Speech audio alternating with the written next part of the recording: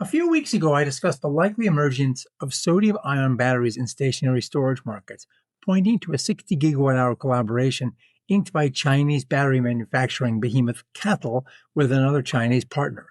I mentioned at that time that Peak Energy was one of the only U.S. players still in the game, although there are others, and that Peak and sodium-ion might have some potential.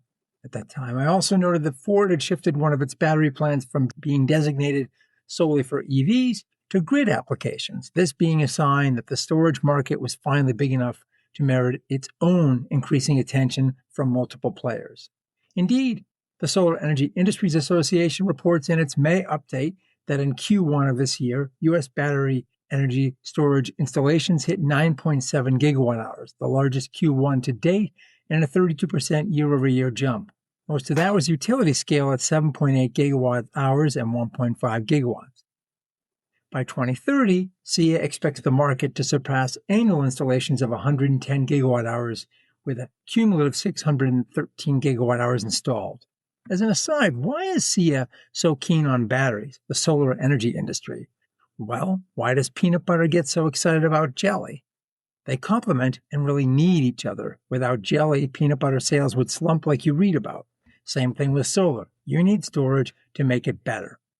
SEIA also noted that, quote, many EV factories are retooling production lines to serve the energy storage market, and the United States could reach over 120 gigawatt hours of battery cell manufacturing if all these facilities come online as planned. Well, SEIA got that one right, it seems, as GM just announced last week that it's throwing its hat into the ring to manufacture batteries dedicated to the power grid. And even more interesting, to me at least, GM is partnering with and making a strategic investment in Peak Energy, pushing the sodium-ion technology. GM will hold exclusive manufacturing rights, and Peak will incorporate the GM-manufactured cells into its energy storage systems. On June 9th, Kurt Kelty, VP of Battery and Sustainability for GM, penned a piece extolling the virtues of sodium-ion tech. Kelty commented that, quote, for decades, battery progress has been defined by familiar performance metrics such as better energy density, higher power, and faster charging.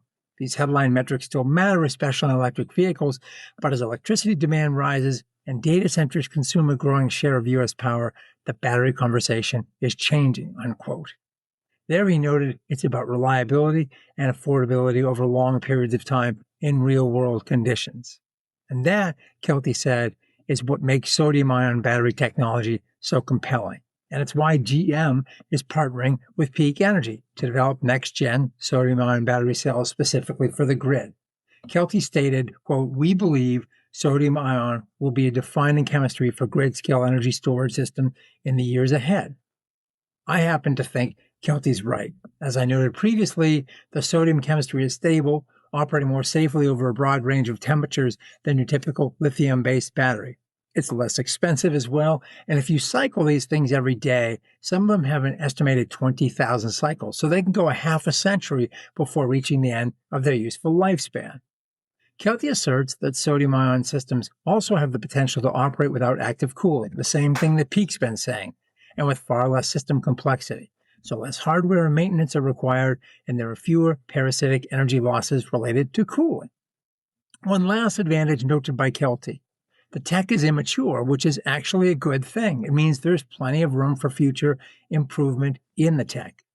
With its battery R&D lab, GM expects next-gen sodium-ion cell development to drive energy density higher. Kelty says it may even outperform more mature chemistries, including lithium iron phosphate, at some point in the future. Peak Energy's co-founder and chief commercial officer, Cameron Dales, recently told Latitude Media that GM's support is a signal that the concept of deploying sodium-ion batteries in grid storage is now moving into the mainstream, and his customers view the GM partnership as a validating announcement that this is real, that it's reaching scale, he says. We should know soon enough.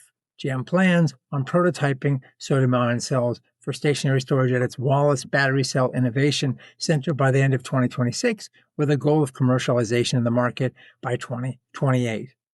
Coincidentally, on the same day I'm recording this, the American Battery Leadership Coalition an industry group dedicated to establishing sodium-ion batteries as an essential battery tech for U.S. energy storage, manufacturing competitiveness, and national security strategy, just launched.